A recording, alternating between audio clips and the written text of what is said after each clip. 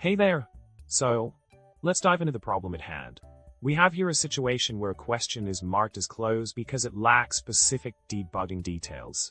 It's not accepting answers at the moment, leaving users scratching their heads. The issue lies in the structure generated for Firefox, which differs from that of other browsers. Now, onto the solution. The key here is to target the element with the class L5FO6CBF1UUG, using the document.querySelector method, and then trigger a click event on it.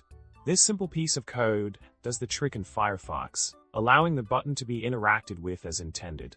It's a matter of understanding the unique structure of the element in this particular browser. Building on that, let's explore further. In Firefox, the button is encapsulated within a div element with a specific ID and class, but no inner text. By identifying this distinct structure, we can adapt our script to pinpoint and interact with the button accurately.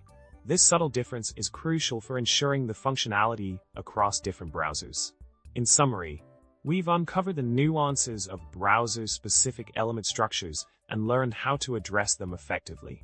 I hope you found this breakdown helpful in navigating similar challenges in your coding journey. Remember to subscribe, like, and leave a comment below with your thoughts or any coding questions. Until next time, happy coding!